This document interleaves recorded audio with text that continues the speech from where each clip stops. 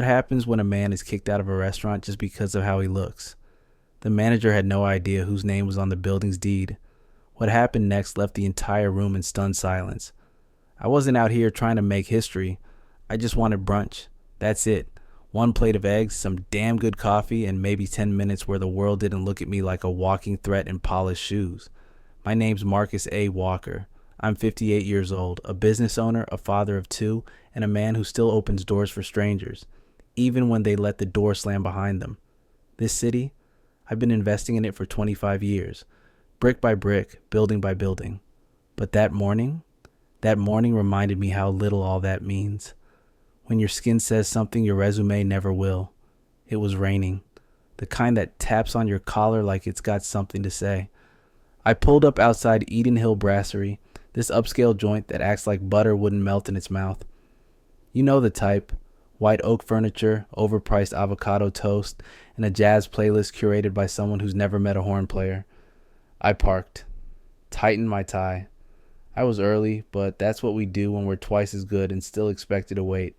And then I saw her, an elderly woman struggling with her walker at the corner, traffic flying past like she was invisible. I jumped out, held up my umbrella, guided her across step by step. She clutched my arm like it was the first kind gesture she'd had in days. "God bless you, son," she whispered. I smiled. Let's just both get where we're going in one piece. I walked her to the bench, adjusted her scarf, then turned toward the restaurant. I could already smell cinnamon and fresh bread. I thought, maybe today's going to be all right. I stepped inside.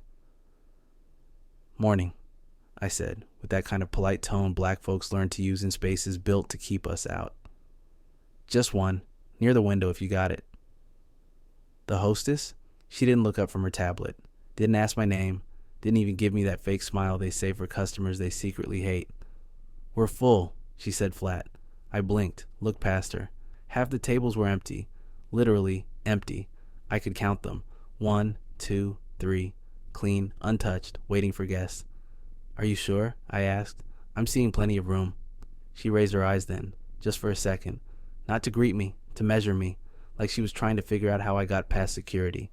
And that's when he showed up, the manager, mid-40s, pressed shirt, smile like it came from a pamphlet. He didn't ask how he could help. He just stepped in like he'd been watching the cameras. "Sir," he said, emphasis on sir like it meant, "you don't belong here. I'm afraid we're not taking walk-ins today." Funny, because just then a white couple strolled in. Sweatpants, messy hair, matching energy drinks. And guess what?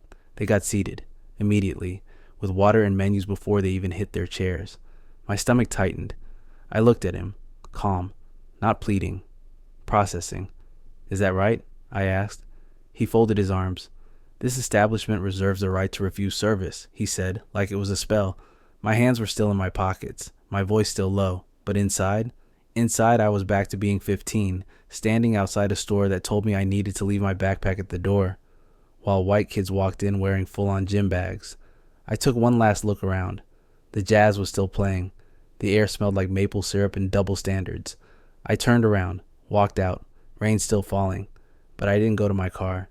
I stood there in front of that spotless glass window, watching them laugh and eat and live, like they hadn't just pushed out the man whose name was on the deed. Because what they didn't know was that this story had just begun. What happened next changed everything. You don't want to miss how this unfolds. Trust me, it's just getting started. You ever have that moment where you're sitting in your car, rain pounding the windshield, and you're just still? Not mad, not sad, just stuck in that silent space between memory and decision? That was me. Hands on the steering wheel, breathing slow. Because I've learned, over time, that some things don't get better on their own. Sometimes, if you want change, you gotta walk right back into the fire and look them in the eye. I opened my glove box, pulled out a leather folder. Inside, ownership documents. My name, my company, my stamp. It wasn't just paper. It was years of sacrifice, hard work, deals negotiated over bad coffee and worse assumptions. And that building, that restaurant, that shiny little corner of the city where they pretended I didn't exist, I owned it. So I hit record on my phone, stepped out into the rain, and walked back in. This time, not as a customer, but as the landlord. Same lobby, same music, Same fake smile from the manager, only this time it cracked a little when he saw me. "You again?" he said. I didn't answer right away, just raised the phone slightly. He noticed the red recording dot and blinked like someone had turned the lights up too bright. "Now," I said calmly, "before you repeat yourself, I suggest you take a look at this." I laid the folder on the host stand like it was a royal decree.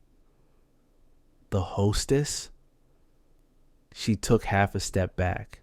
The manager hesitated like he'd just been handed a lawsuit in real time. He opened it. There it was.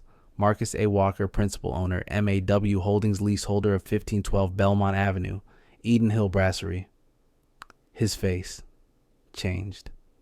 His lips moved, but nothing came out. "I'm sorry, No, I cut him off. "Take your time. Read it again if you need to." People started noticing. One man at a booth stopped mid-bite. A woman near the bar whispered something to her date. The room shifted. It wasn't loud, but it was charged, like the moment before a thunderclap.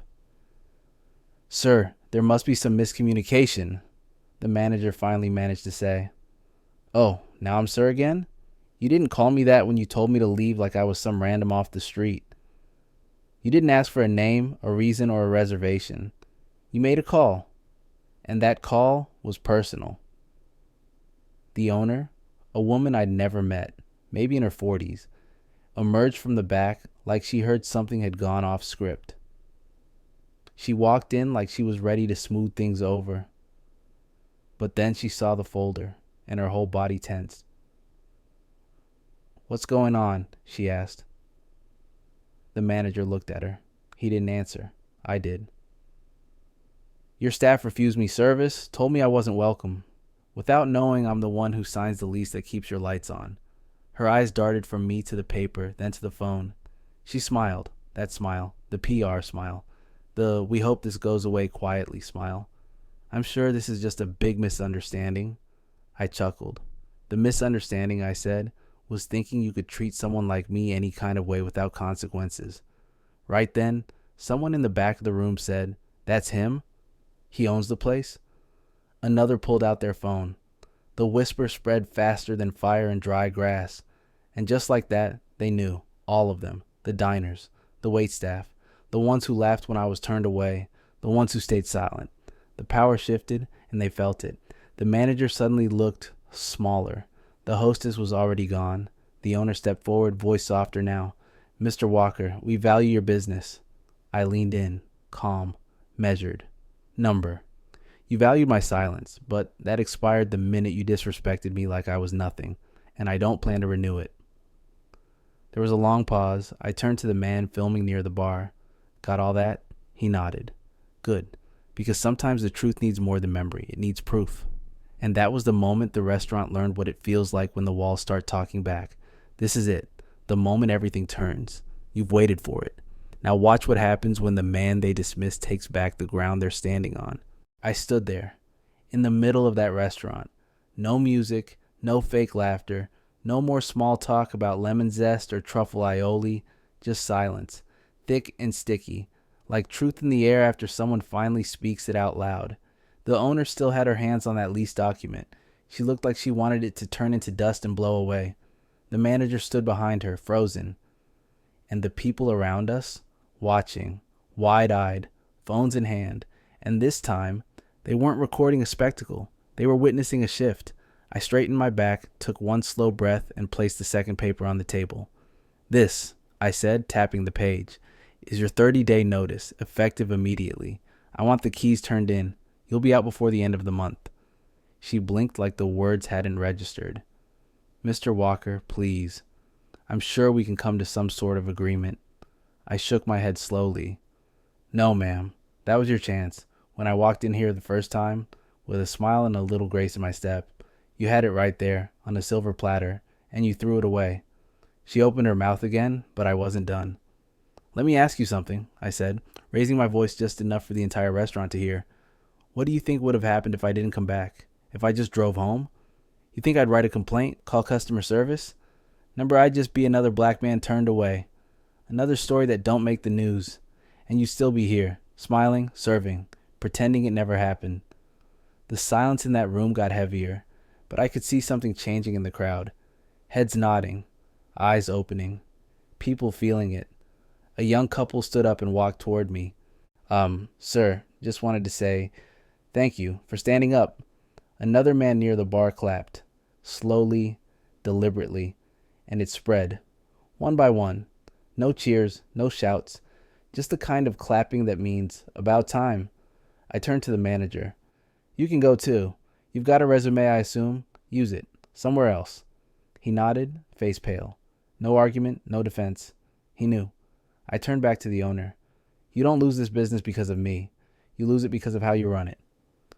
Because when it came time to act like your values meant something, you stayed silent. And silence, I said, leaning forward, ain't neutral. It's loud. I grabbed the folder, tucked it under my arm, and turned to leave. The hostess, the one who couldn't even say hello earlier, was standing off to the side now, arms folded, biting her lip, watching the place she worked unravel in real time. As I opened the door, I looked back one last time, not for revenge, for record. I said, next time someone walks through those doors, I hope you ask their name before you make a decision about their worth. And then I walked out, into the sun, not angry, not bitter, just lighter, like I finally put something down I'd been carrying since I was 10 years old. Later that evening, the video went viral. Millions watched a man in a suit walk into a restaurant and reclaim his place. Not with anger, not with shouting, but with proof, with presence, with pride. The comments? They weren't just noise, they were voices, loud and clear. This is how you fight back. He didn't have to raise his voice. He raised the standard. My father would have been proud of this man. And the restaurant?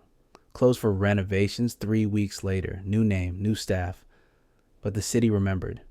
We remembered. Because that day, we didn't just walk in for brunch.